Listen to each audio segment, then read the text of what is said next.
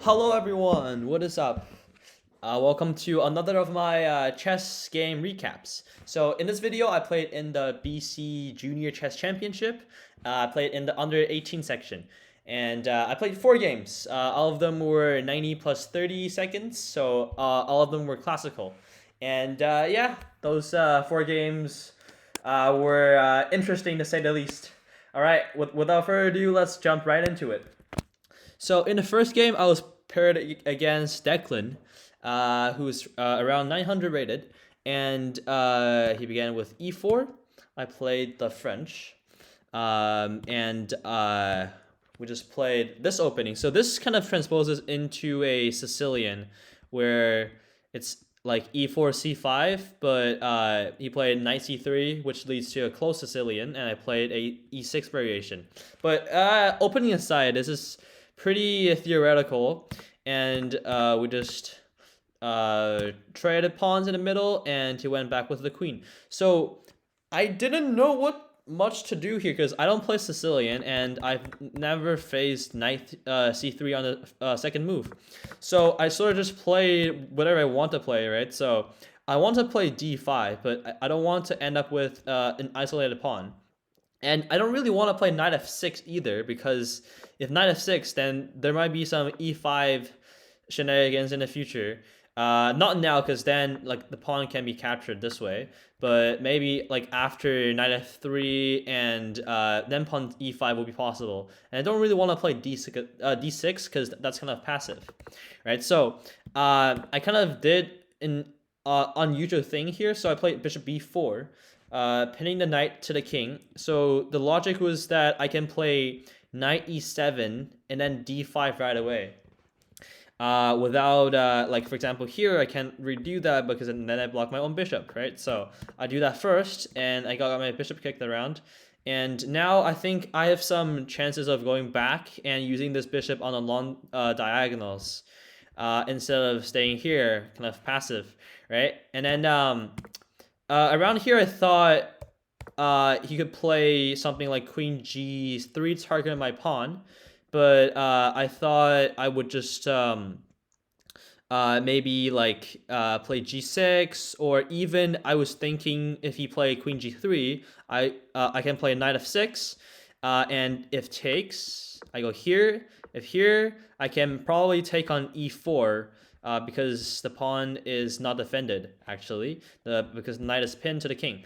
So he can't really do that right away, right? But with bishop d2, this is an actual threat. So I played knight ge7, so facing queen g3 with knight g6, which blocks the queen from seeing the pawn.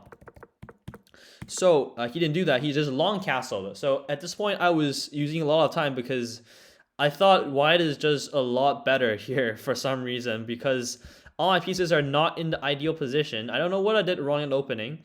And I can't really ever go d5 anymore because now my rook, his rook can see my queen, and it would be very hard for me to get d5, and after the exchange, not having isolated pawn in the middle.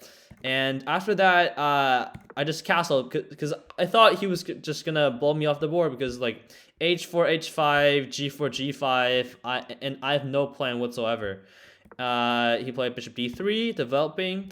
I immediately closed up the center because his idea, I thought, was to go e5 right away and opening up his bishop, which will be very scary, and I'll probably die.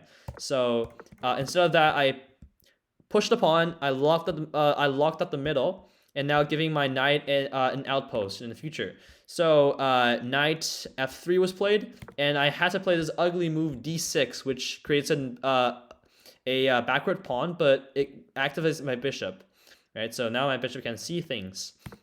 H3, I thought was too slow. I thought H4 was much better, and there's really not much going on G4, so like H3 is not necessary at all, I thought.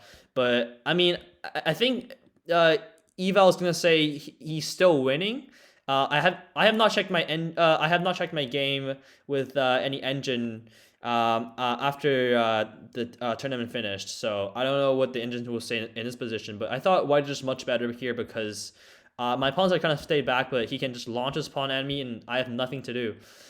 So instead, he went knight g5. I thought it was not the best move because that relinquishes control of d4 square, and I would really like him to take my bishop and open up my rook so I can like see the f2 pawn in the future. Right, so I just jumped in with my knight in the middle. He went back.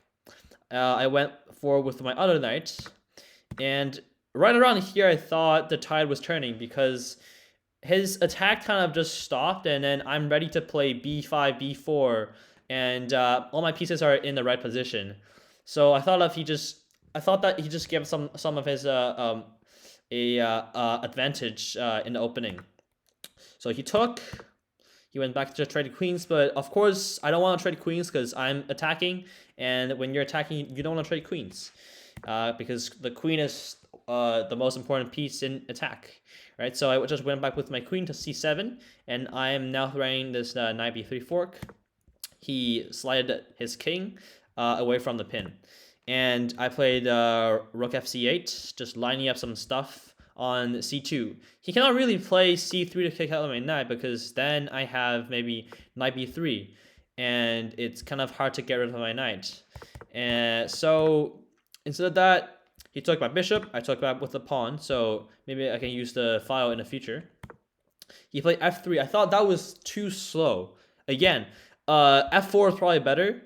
No, sorry. C3 was probably better because now he can get rid of my knight pretty easily by using his king and queen to attack my knight, and then I have to go back, and maybe there's some things going on this diagonal for him. But he didn't do that. Instead, he played f3, which was quite slow. So I just went a5 immediately. So if c3 was to happen, knight here, queen c2, I can just lock my knight in with a4. That'd be very nice. He played h4. So again, like it didn't really do anything to play h3 and h4. So kind of wasted a move there. So I played a4, trying to secure b5, b4 in the future. Right, rook c1, defending the pawn. And now my other idea with playing the a pawn is that I can activate my rook now. So I played rook a5 and rook c5. So now I have the Alekhans gone on the c2 pawn and my knight. So this pawn is kind of really weak right now. He played f4, which I thought was a mistake because that just loses a pawn. After this exchange, the queen left the defense of the c2 pawn, and now I can take on it 3 times.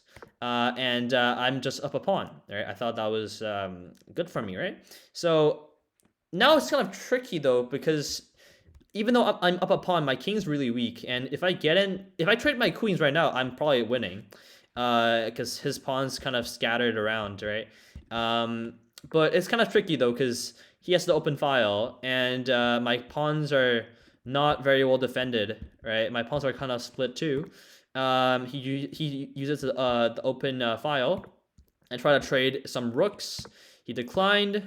I still want to trade rooks. I play b5 because he was ready to play e5, seeing my pawn on the other side. I played b5. He went back with the queen. I defended the pawn. I defended the pawn again, and we try to just shuffle the pieces a bit around this position. So it was just a shuffle, shuffle, shuffle. It was just attacking pawns, and I was defending pawns. I wasn't really making any progress. Now he can't really take because now then he will lose the queen. So instead, he went here. I played queen back because he was ready to play g5, and I'm just targeting his h5 pawn. So king a2 was played, and I played queen b8, trying to push the pawn and open up the position on his king side. I played b4.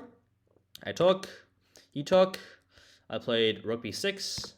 He played queen g7, threatening mate on g7. I defended against the mate, and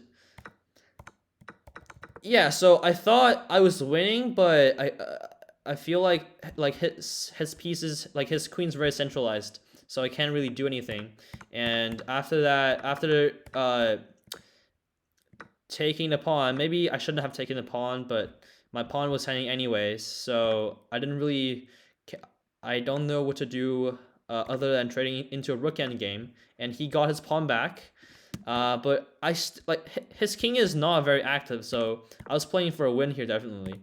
Rook e6. I have a passed pawn, but this pawn is a rook pawn, and you will see later in the game a rook pawn is not very useful. And I thought I was still winning around here and around here, and I set a trap for him actually. So if he takes the pawn, right? So this seems like a pretty good trade for him because he now trades off my rook and he has 2 pawns. I have 1. But the fact is that my king can go here and this pawn's lost. And I calculate in my mind that if he goes pawn, I go, he goes, I go, right? And then he just keeps going. This is pretty funny. My queen promotes and stops the pawn at the same time. So I was very excited that he cannot take my pawn and trade my rooks, but he didn't do it. I just took, and we went down to this endgame where I have a really passed pawn, but it's a rook pawn, so I can't do anything. My king cannot really hide anywhere except in front of the pawn, which is what I did in the game. I hit in front of my pawn, but his rook can just patrol the file, and I can't do much. And in the end, he sacked the rook for the pawn, and his king and pawn was too far advanced. So we agreed to a draw in this position. So yeah, that was a pretty intense game. Hopefully I can see you guys in the next game.